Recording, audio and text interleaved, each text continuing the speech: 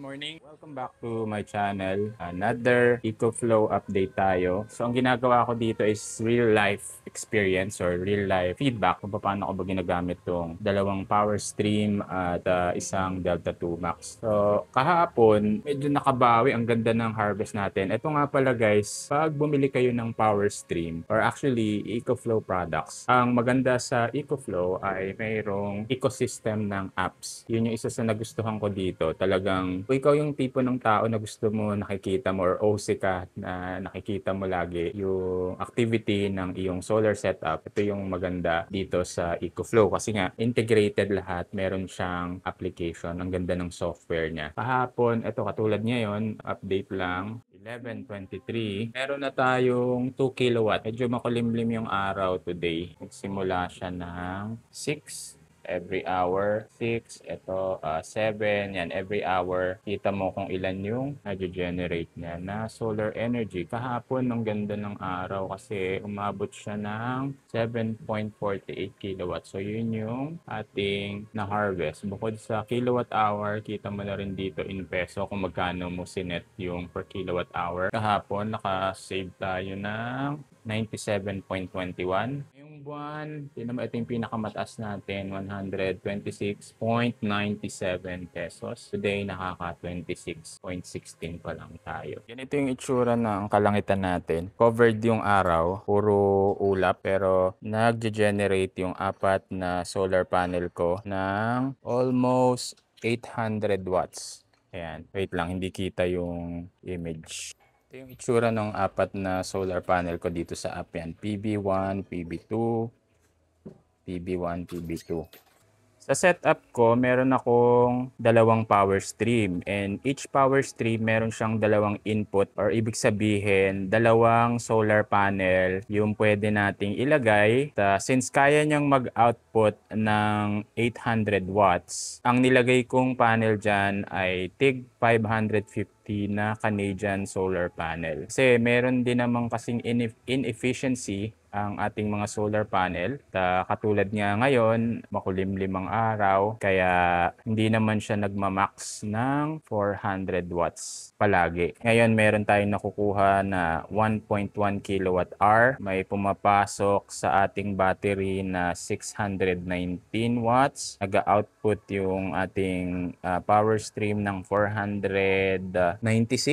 Nilagay ko sa base load 340 sa ngayon kasi parang kulang yung dati kong nilagay. I think nasa 180 lang. Tapos itong mga appliances na nakakonect sa smart plug, ayan, workstation, fridge, AC, and AC sa first floor and AC sa second floor. Actually, hindi naman ibig sabihin isang smart plug, isang appliances. So, yung mga smart plug ko, dito sa workstation, may extension yan. Itong sa fridge at saka TV, may extension yan. Kasi kaya naman ng smart plug up to 2,000 watts. Okay, so yung TV at saka fridge, hindi naman siya umaabot ng 2,000 watts. Meron din dyan itong LG speaker. Minsan, binubuksan namin yan. Pero never naman talagang umabot ng 2,000 watts.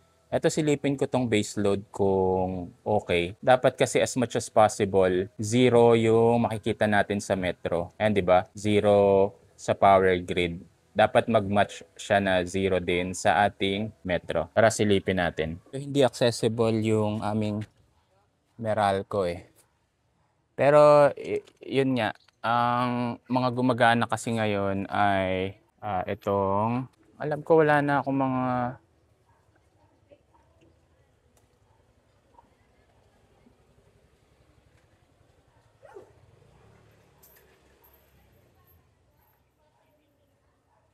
hindi ko alam bakit nag-fluctuate pa rin to.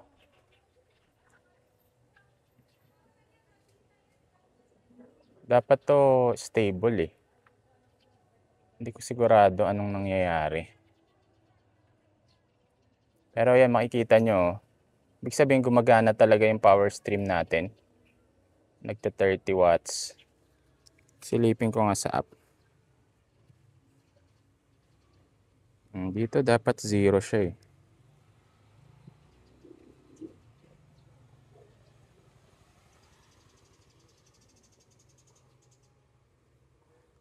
Dahil kasi 20% na lang yung battery, I think sinet ko to na mag-charge using the grid. Natin. Grid. Ayun, may ginagamit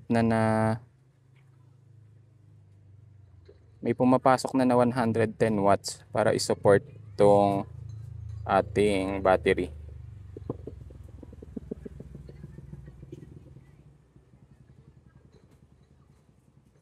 Wait lang, ano ba sinet ko dito? Sinet ko lang na backup dapat dito ay 15%. Dapat solar only lang to Try ko nga ibaba sa 10. Yan natin.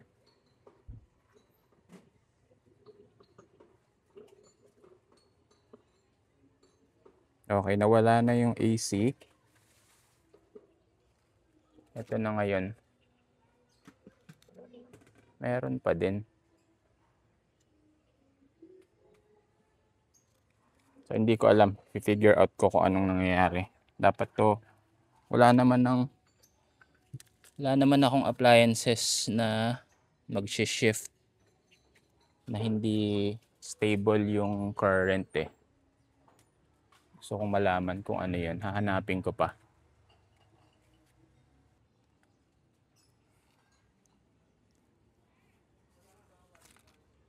Okay, hindi talaga siya nagsi-zero, guys. Tignan ko kung anong problema dito. Ito, tinaas ko na sa baseline na 400 or tinaas ko na yung base load natin sa 400.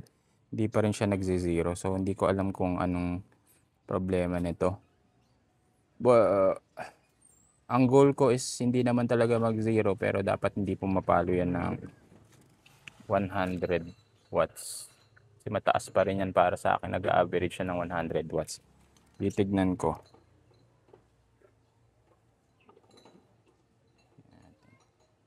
Baka may kailangan akong i-update na firmware.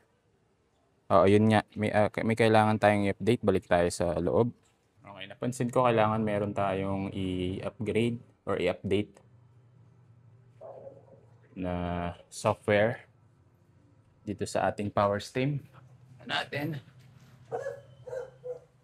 Tignan natin. Pakita ko na rin sa inyo kung anong itsura ng power stream habang nag-update siya. Ayan, parang kulay purple.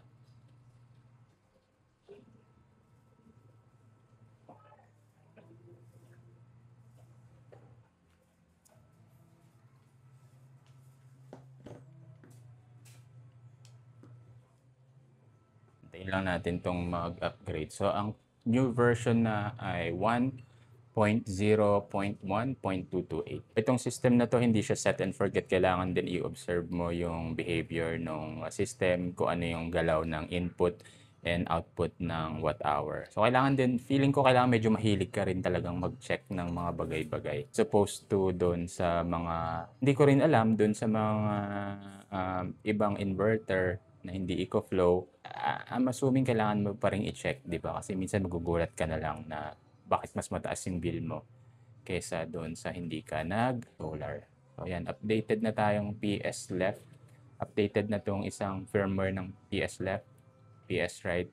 Pinangalanan ko lang pala yan para alam ko kung anong power stream yung ginagalaw ko. So, ito kailangan din nating i-upgrade. Sabi dito, ano ang new? Improve the charging and discharging performance in the device is connected to a power station or an extra battery. Okay, so siguro maganda naman ang magiging kakalabasan nito. Update na ito.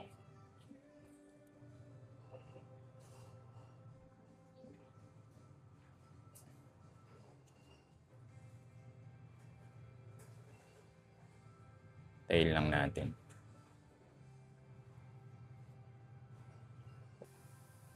Okay, tapos na mag-update yung isa kong power stream. So, parehas na silang updated. Titingnan natin ngayon ang performance ng dalawa. Alright, so ito yung nasa taas, power stream left, and then power stream right.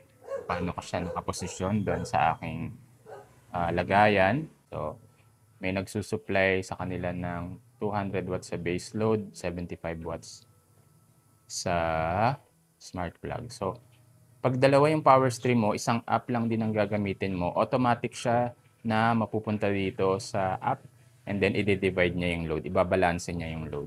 Okay, 500 watts yung nilalabas niya na AC output, 400 doon base load, and then smart plug 150. And then since 1,000 watts yung nag-generate ng ating apat na solar panel na tig 550 watts each, may 478 watts na pumapasok sa battery. Ngayon silipin natin yung Metro kung ano nang itsura. Okay, alam ko na yung naging problema. Bakit ganito yung galaw ng ating Metro? Ayan, so ganyan pa rin. Iba-iba pa rin siya. Nagsi-zero, tapos 135, 140. Naliligo pala yung dalawang bata sa taas. So yung taas namin merong water heater. Meron kaming water heater sa taas. Hindi rin nakakonekta yon sa grid. Ay, hindi siya nakakonekta sa smart plug kasi masyadong mataas yung current na konsumo niya. Kaya technically sa base load lang siya. Pero yun nga, 400 watts lang yung nilagay ko sa base load. Ibig sabihin nung gumagana yung water heater, hindi rin kasi constant yung pagkonsumo niya ng kuryente. Siyempre pag na-reach niya na yung init ng tubig, mag-off na rin siya. Kaya yan yan nakikita natin. Ibig sabihin, gumagana yung water heater sa lahat ng mga gamit namin. And ang konsumo sa Meralco ay ito. Ayan.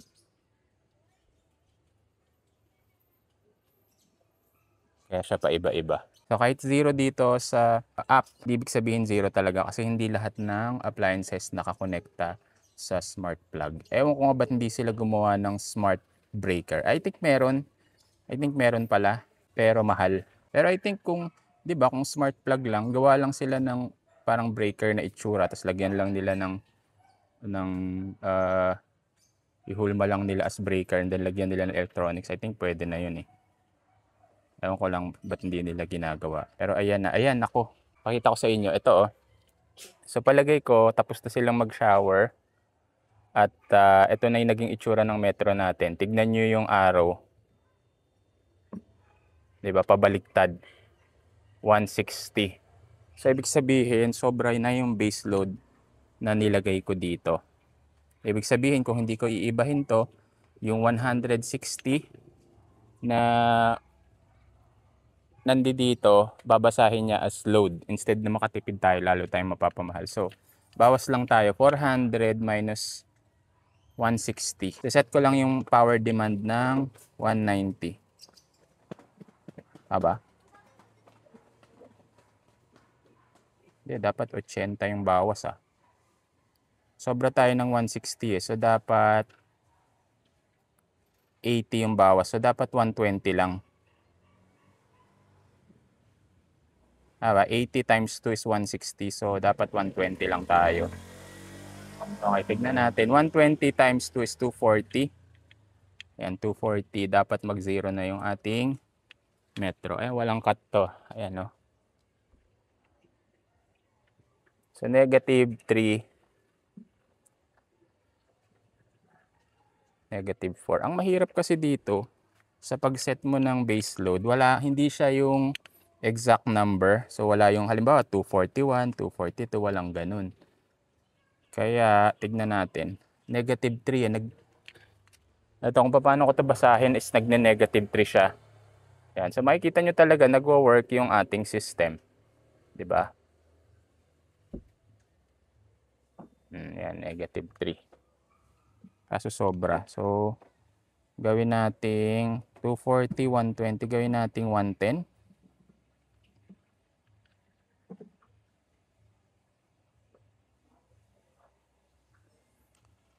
Pasensyahan nyo na yung pag-vlog ko ah. Talagang walang script to eh. Okay, 220.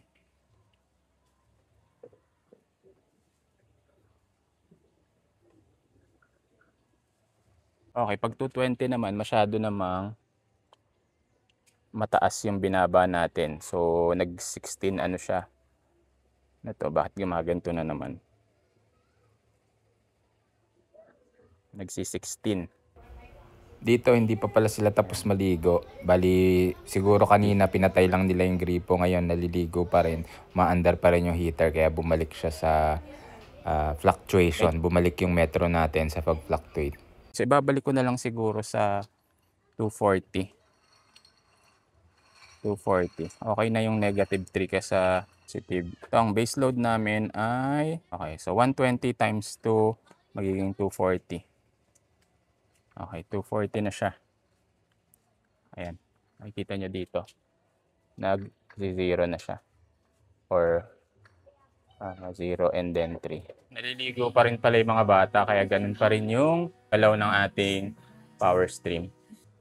Anyways, yun lang. Ewan ko kung may natutunan kayo doon or what. Pero ganun siya gumagana, guys. Medyo makulimlim ulit ngayon. In-expect ko, since naka 2 kilowatts na tayo, baka 2 or 4 kilowatts lang yung ma-harvest natin for the day.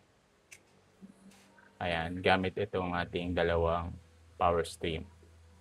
So, itong power stream na to, nakakonect dito sa Delta 2 Max. And then, meron pa siyang isang wire papunta dun sa ating AC outlet. Yung AC outlet na yan, nilagyan ko lang yan, pinagawa ko lang yan.